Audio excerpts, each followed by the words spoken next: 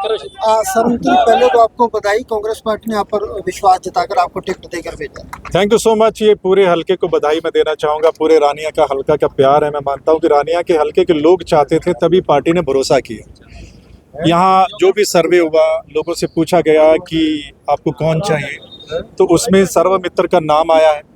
सो रानिया के लोग चाहते थे कि कोई ऐसा बंदा आए जो सिर्फ बातें करने वाला ना हो, काम करने वाला हो, क्योंकि उन्होंने मुझे देखा हुआ है। मैं फील्ड का खिलाड़ी हूँ, मैं धरातल पे रहने वाला हूँ, मसले उठाने वाला हूँ। सो रानिया के लोगों को मैं बहुत आज बधाई देना चाहता हूँ कि आप जिस हिसाब से मेरा साथ दे रहे हैं या मुझे चाहते हैं, और ऐसा ही अगर सहयोग, साथ, सपोर्ट अगर मिलता रहा तो रानिया की हम तस्वीर भी बदलेंगे और तकदीर भी बदलेंगे। सर आपने नामांकन दाखिल कर दिया है, क्या लगता है किन मुद्दों को लेकर रानिया में हम जाने वाले? सबसे बड़ा मुद्दा नशे का है। मैं पहले भी बोलता रहा हूँ, मैंने इस पे रिपोर्टिंग भी की है। नशे का मुद्दा, हम पंजाब से आगे निकल गए। हम पंजाब को उड़ता पंजाब कहते थे, लेकिन आजकल हरियाणा उड़ता उससे आगे निकल गया, और खासकर रानिया हल्का। मतलब रानिया हल्के में इतना ज़्यादा नशा, मतलब बड़ा दुख होता है जब मैं चौथे पाँचवें दिन अखबार में पढ़ता हूँ कि रानिया का एक युवा नशे की भेंट चढ़ गया। बड़ा दुख होता है मुझे कि ये क्या चल रहा है। और नशा सत्ता की शय के बिना नहीं बिक सकता। आप मानिए, सत्ता की जब शय होती है तो ऐसे काम होते हैं, गैर कानूनी काम होते हैं। वो यहाँ पर रानिया में हो रहा था। इसको जड़ से ख़त्म करना, यानी जवानी को बचाना है और किसानी को भी बचाना है। ये पूरा इलाका हमारा किसानी इलाका है। किसान आंदोलन में यहाँ के लोगों ने बहुत बढ़ चढ़ कर हिस्सा लिया था, और मैं किसान का बेटा हूँ। मैंने किसानी की है। जब तक मैं पोस्ट ग्रेजुएशन कर रहा था, मैं साथ साथ खेती भी कर रहा था। मुझे पता है किसानों की क्या समस्याएँ होती हैं और सरकार को कैसे हल करना चाहिए, ना कि किसानों को टॉर्चर करना चाहिए। इस सरकार ने किसानों को टॉर्चर किया है। आप देखिए, ये तो किसानों में एकता थी कि वो वहाँ दिल्ली जाकर डटे और 3 कानून वापस हुए, नहीं तो ये वापस भी नहीं होने वाले थे। किसानी को बचाना है और जवानी को बचाना, ये 2 मेन उद्देश्य हैं मेरे यहाँ के। सर कांग्रेस को टिकट देने में बहुत देरी लगी, रानिया को खास करके। ऐसा क्या जादू था सर्वमित्र के बाद जो सर्वमित्र ही टिकट देकर आए? नहीं, कोई जादू नहीं है। मैं मानता हूँ कि हर किसी को चुनाव लड़ने का अधिकार भी है और कोई भी चुनाव लड़ सकता है। मैं मानता हूँ अच्छी बात है। कई जगह तो हमारे बहुत ज़्यादा कैंडिडेट जो दावेदार थे उन्होंने अप्लाई किया, आपने देखा। यहाँ तो सिर्फ 27 थे, और अच्छी बात है। मैं सभी का वेलकम करता हूँ। आओ सारे मिलके चुनाव लड़ते हैं, कांग्रेस को आगे लेकर जाते हैं, सब साथ मिलकर लड़ेंगे, और टिकट तो एक ही को मिलती है। ठीक है, पार्टी ने भरोसा जताया है और उस पर खरा उतरेंगे, नो डाउट। पार्टी को भी हमारे पर भरोसा है और रानिया के लोगों को भी हमारे पर भरोसा है। क्या लगता है सर्वमित्र को बगावत का सामना करना पड़ेगा? नहीं, कोई बगावत नहीं है। जिसके साथ लोग होते हैं तो सामने जो मर्जी हो, फिर उसकी कुछ चलती नहीं है। मेरे साथ लोग हैं, रानिया के लोग हैं, और रानिया के लोग जहाँ खड़े हो जाएंगे, सर्वमित्र के साथ खड़े हो जाएंगे, तो सामने चाहे कोई भी हो, उसकी दाल निकलने वाली। रानिया में कांग्रेस की लड़ाई किस पार्टी से मानते हैं आप? कांग्रेस की? मुझे लगता है किसी पार्टी से नहीं है। सामने कौन है, सामने जो लोग हैं उनको लोग समझ चुके हैं, देख चुके हैं, और वो सत्ता में रहे हैं। सत्ता में रहते उन्होंने किया क्या है, आप मौजूदा मंत्री को उठाकर देख लीजिए। 5 साल उन्होंने क्या किया। दावा बहुत बड़ा करते हैं लेकिन किया कुछ नहीं है। बातें जितनी मर्जी करवा लो उनसे, और लोग समझ गए हैं। उल्टा लोगों को परेशान किया है, किसानों को परेशान किया है, उल्टा किसानों पर मुकदमे दर्ज करवाए हैं उन्होंने। तो ये काम नहीं होता सत्ता का। सत्ता का काम है लोगों को सहूलतें देना, खासकर जो बेसिक सहूलतें हैं वो सरकार ने दी नहीं है।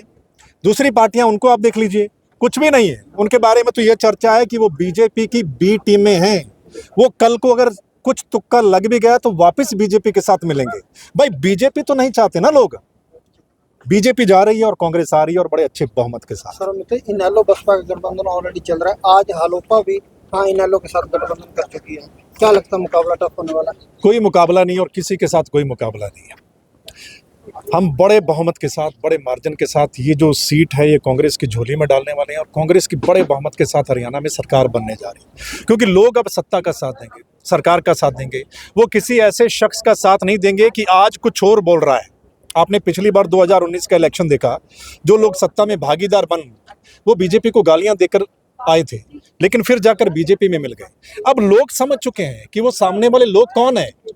वोट किसी और बात पे मांगेंगे, लेकिन कल को फिर बीजेपी में जाके मिल जाएंगे। इसलिए उनके चेहरे जो हैं वो नकाब हो चुके हैं, लोग समझ चुके हैं। उनके सामने एक नया चेहरा आया है जिसको उन्होंने देखा है। वो उनकी तरह राजनीति करने वाला नहीं है, वो काम करने वाला है। मित्र जी, अगर बरादरी की बात की जाए तो 3 लोग मैदान में उतरे हैं, तो आप कहाँ कितना का समर्थन मिलेगा आपको बरादरी का? मैं तो हर जात का बंदा हूँ, जात पात में विश्वास नहीं करता, और मुझे तो लोग पंचायती उम्मीदवार मानते हैं। और पंचायती इस वजह से उम्मीदवार मुझे मानते हैं क्योंकि मैंने तो हर वर्ग के मसले उठाए, और सबसे बड़ी जो कौम है हमारे इलाके की है वो किसान कौम। उसमें जात पात कुछ हो सकती है, लेकिन किसान, यहाँ के लोग हैं सब किसान हैं, तो मेरी कौम भी किसान कौम है। मैं तो पंचायती उम्मीदवार किसान कौम से हूँ, मुझे ही लोग साथ देंगे। बाकी जो लोग हैं उनके बारे में सब जानते हैं, कहीं नहीं है, कहीं नज़र भी आने वाले नहीं है, शायद जमानत भी ना बचे।